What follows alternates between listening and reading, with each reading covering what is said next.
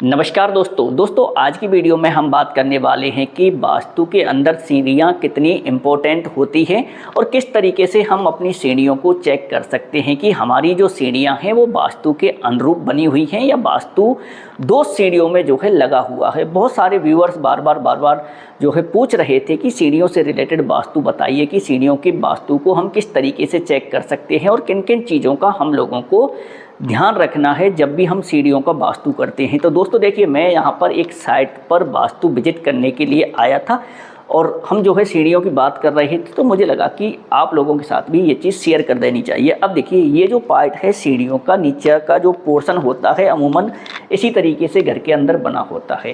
लेकिन दो चीज़ों को यहाँ पर आप लोगों को अवॉइड करना है। एक तो यहाँ पर वॉशरूम नहीं बनाना और दूसरा जो है यहाँ पर मंदिर नहीं बनाना है। सीढ़ियों के नीचे की चीज़ आप लोगों की क्लियर हो गई होगी कि सीढ़ियों के नीचे आप लोगों को ना तो मंदिर बनाना है ना ही वॉशरूम बनाना है। बहुत सारे लोग क्या करते हैं, वॉशरूम बना देते हैं, मंदिर बना देते हैं। सीढ़ियाँ बिल्कुल वास्तु के अकॉर्डिंग हैं, फिर भी वास्तु दोष को वो लोग जो है लगा लेते हैं।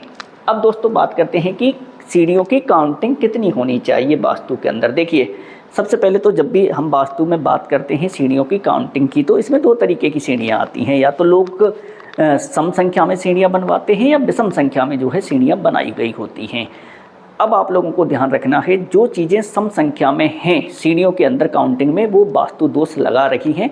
सीढ़ियाँ कभी भी सम संख्या में नहीं होनी चाहिए। सम संख्या से मेरा मतलब है कि सीढ़ियों की संख्या जो है 2, 4, 6, 8, 10, 12, 14, 16, 18, 20, 22 इस तरीके से नहीं होनी चाहिए। ये सीढ़ियाँ अगर इस तरीके से किसी भी घर में बनी हुई हैं तो वो एक वास्तु दोष पैदा कर रही हैं।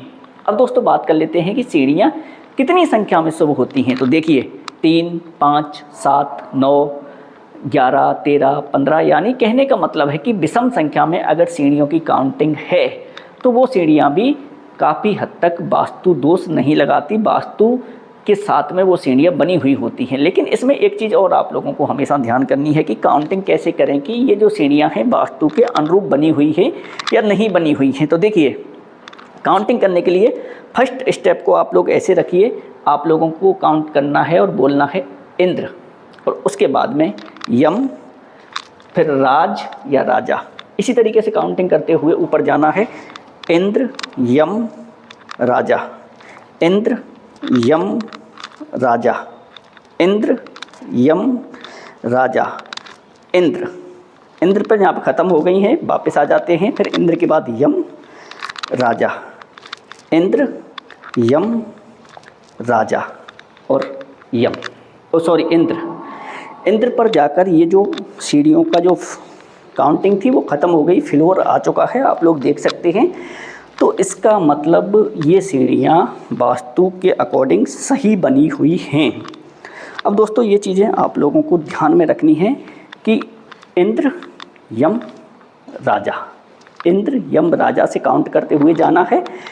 यम पर जाकर सीढ़ियाँ जो है ख़त्म नहीं होनी चाहिए। मैं थोड़ा सा इधर वापस से आप लोगों को दिखाता हूँ।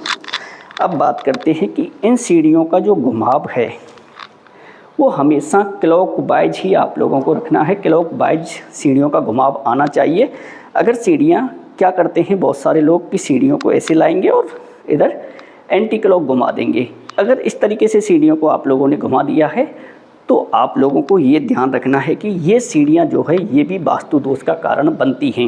उम्मीद करता हूँ दोस्तों इस छोटी सी वीडियो में मैंने बहुत सारी इन्फॉर्मेशन आप लोगों को बताने की कोशिश की है। वास्तु में सीढ़ियों का क्या महत्व होता है, किस तरीके से हम जो है उसको काउंट कर सकते हैं, और इसके साथ साथ में दोस्तों और अगर कोई ऐसी चीज़ जो मुझसे रह गई हो और आप लोग जानना चाहते हैं सीढ़ियों से रिलेटेड, तो नीचे कमेंट सेक्शन में आप लोग कमेंट करिएगा। मैं डेफिनेटली आप लोगों को रिप्लाई करूंगा। आप लोगों की जो भी क्वेरीज हैं उनको बताने की कोशिश करूंगा। कोई भी चार्ज नहीं है। वीडियो अच्छी लगे तो ज़्यादा से ज़्यादा लोगों के साथ शेयर करिएगा। और हाँ दोस्तों, एक चीज़ और आप लोगों को मैं बता देता हूँ कि आने वाले टाइम में हम लोग जो है टोटल मकान खरीदने से लेकर, ज़मीन खरीदने से लेकर मकान बनाने तक पूरी की पूरी जो वास्तु है वो आप लोगों के साथ हम जो है बताएंगे, शेयर करेंगे।